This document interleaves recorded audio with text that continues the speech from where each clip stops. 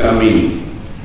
أما بعد فأعوذ بالله من الشيطان الرجيم. بسم الله الرحمن الرحيم.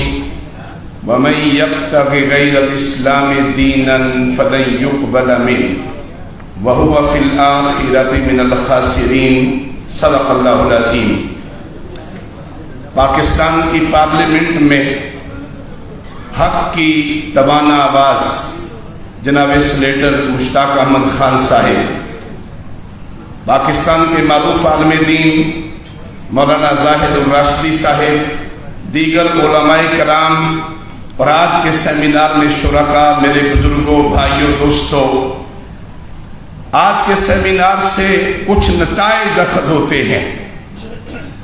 پہلا نتیجہ یہ بات ثابت ہو گئی کہ اس پارلیمنٹ میں جب تک نظریاتی لوگ، جب تک دین سے محبت رکھنے والے لوگ اور جب تک اسلام کے اوپر غیر متزلزل ایمان رکھنے والے لوگ نہیں پہنچیں گے سینیٹر مشتاق احمد خان کی طرح، یہ لوگ اگر وہاں پہ نہیں ہوں گے اور ان ایوانوں میں کہیں سیکولر لوگوں کا تسلط ہوگا، کہیں لبرل لوگوں کی بھرتی ہوگی، کہیں مال و دولت کی بنیاد پہ جاگیردار، سرمایہ دار، وڈیرے اور انگریز کے ذہنی غلام اگر ان اداروں کے اوپر قابض رہیں گے تو پھر گجرانوالہ کے غیور لوگوں سوال یہ پیدا ہوتا ہے کہ پھر ان ایوانوں میں حق کی آواز کون بلند کرے گا؟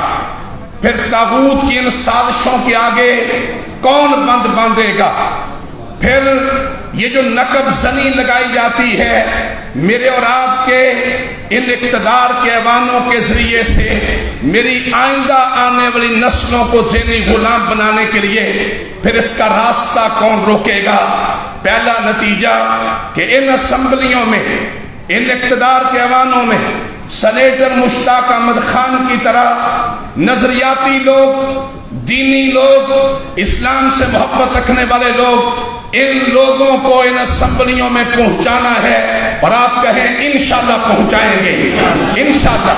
میرے دوستو، اگلا نتیجہ یہ ہے کہ ان ایوانوں میں جیسے سینیٹر صاحب نے بتایا کہ یہاں پہ وومن پروٹیکشن بل ہو، FATF کے نام پہ قانون سازی ہو، یا ابھی حالیہ ٹرانسجینڈر ایکٹ کے نام پہ پاکستان کے نظریے کے اوپر حملہ ہو.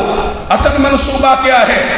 اصل منصوبہ اور سازش یہ ہے کہ پاکستان کی ریاست سے اسلام کو نکال دو، معیشت سے اسلام کو نکالو، تہذیب سے نکالو، پاکستان کے نظریے سے نکالو اور پاکستان کی ثقافت سے نکالو، پاکستان کے ایوانوں سے اسلام کو نکالو، تہذیب و تمدن سے نکال کر کے اسلام کو مسجد کی چار دیواری میں بند کرو اور اقتدار کے ایوانوں کو اور سارے کے سارے نظام کو سیکولرزم کے حوالے، لبرل لوگوں کے حوالے کر دیا جائے.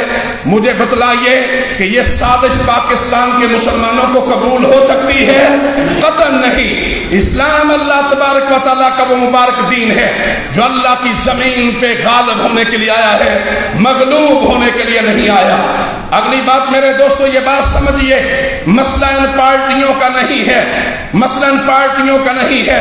گلی محلوں میں ان پارٹیوں سے ہمارے دوستوں کا تعلق ہو سکتا ہے، یہ پارٹیاں بھی پاکستان کے معاشرے کی پارٹیاں ہیں، لیکن یہ سوال کرنا تو ہمارا حق بنتا ہے نا کہ اس پارلیمنٹ میں اگر اتنا گھناؤنا قانون آیا، اتنا گھناؤنا قانون جو اسلام کے اصولوں کے صریح خلاف ہو، جو قوم لوط کے عمل کو اس کا دروازہ کھولنے کا قانون ہو، اور پاکستان کی یہ پارٹیاں جو اقتدار کے ایوانوں میں ہیں وہ وہاں پہ اکٹھی ہو جائیں، ایک دوسرے کی ہاں میں ہاں ملائیں، ایک دوسرے کے لیے تقویت کا باعث بنائیں، تو مجھے بتلائیے کیا گلی محلوں میں یہ سوال اٹھانا چاہیے یا نہیں اٹھانا چاہیے؟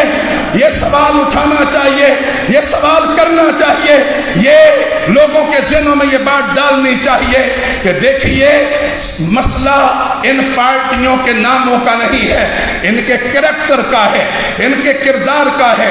آپ ٹرانسجینڈر ایکٹ کو ہی دیکھ لیں، اس کے اندر جتنی لینگویج استعمال ہوئی ہے یہ لینگویج پاکستان کی نہیں، پاکستان کے معاشرے کی نہیں، اسلام کے اس نظریاتی تشخص کی نہیں، یہ لینگویج مغرب کی ہے، مغرب کی گندی تہذیب کی ہے، اس کی ثقافت کی ہے۔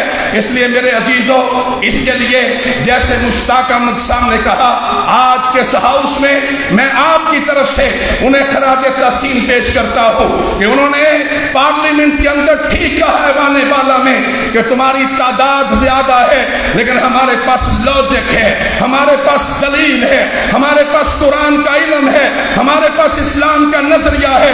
اور انہوں نے ٹھیک کہا، انہوں نے کہا ہم تھوڑے ہیں لیکن مغرب کے ذہنی غلام نہیں ہیں، ہم تھوڑے ہیں مگر ہم کسی کے ایجنٹ نہیں ہیں، ہم ایک اللہ کے بندے ہیں اور محمد رسول اللہ صلی اللہ علیہ وآلہ وسلم کے امتی ہیں۔ میں آپ کی طرف سے جناب سینیٹر صاحب کو خراج تحسین پیش کرتا ہوں کہ انہوں نے ایوان بالا میں ہمیشہ حق کی آواز کو بلند کیا ہے، حق کے کلمے کو بلند کیا ہے، پاکستان کے مسلمانوں کی نمائندگی کی ہے اور بغیر کسی جماعتی تفریق سے بالا تر ہو کر کے انہوں نے اسلام کی نمائندگی کی ہے۔ اور آپ سینیٹر صاحب کو خراج تحسین پیش کریں گے اللہ کی کبریائی کو بلند کر کے۔ میں اللہ کی کبریائی کو بلند کروں گا، یہ حال نعرہ تکبیر سے گونجنا چاہیے۔ اور یہ اس بات کا بھی اعلان ہے کہ گجرانوالہ کے غیور لوگوں، ہمیں اسلام کے علاوہ کوئی مغربی نظام قابل قبول نہیں ہے۔ میرے ساتھ مل کر کے اللہ کی کبریائی کو بلند کریں، نعرہ تکبیر۔ جواب سارے دینا، ہم اللہ کی کبریائی کو بلند کر رہے ہیں۔ یہی تو سیکولرزم کے ان کی جان نکالنے کے لیے اللہ کی کبریائی کو بلند کرنا، نعرہ تکبیر۔ میرے عزیزوں، بس میری بات مکمل ہو گئی ہے۔ ہم سینیٹر صاحب کو بھی مبارکباد پیش کرتے ہیں اور اس بات کا تہیہ کرتے ہیں جیسے انہوں نے کہا کہ اس ٹرانسجینڈر ایکٹ کو مسترد کرنے کے لیے وہ ایوان بالا کے اندر جنگ لڑیں گے، گلی محلے کے اندر جنگ ہم مل کر کے لڑیں گے، انشاءاللہ مل کر کے لڑیں گے۔ اور جس جوتے کا تذکرہ انہوں نے کیا ہے نا، آپ کے پاس ایک طاقتور جوتا ہونا چاہیے۔ آج جماعت اسلامی کے ہیڈ کوارٹر منصورہ لاہور میں جناب سراج الحق صاحب کی قیادت میں تمام دینی جماعتوں کا ایک مشترکہ اجلاس ہوا۔ اس اجلاس میں جہاں اس قانون کو مسترد کیا گیا ہے وہاں اس بات کے اوپر اطمینان کا اظہار کیا گیا کہ سینیٹر مشتاق احمد خان صاحب نے ایک متبادل قانون بھی وہاں پیش کر دیا ہے، متبادل قانون۔ اور اسی کے لیے 7 اکتوبر کو جمعۃ المبارک کے دن مسجد شہداء لاہور مار روڈ کے اوپر انشاءاللہ سراج الحق صاحب کی قیادت میں تمام دینی جماعتوں کے قائدین اکٹھے نکلیں گے، آواز بلند کریں گے، صدائے احتجاج بلند کریں گے۔ اور ہمارا اعلان ہے انشاءاللہ کہ یہ اسلام سے متصادم قانون کسی صورت منظور نہیں ہونے دیں گے۔ ذرا ہاتھ اٹھا کے کہہ دیں منظور نہیں ہونے دیں گے۔ یہ آپ کے اٹھے ہوئے ہاتھ یہ سینیٹر صاحب کے لیے بھی تقویت کا ذریعہ ہے۔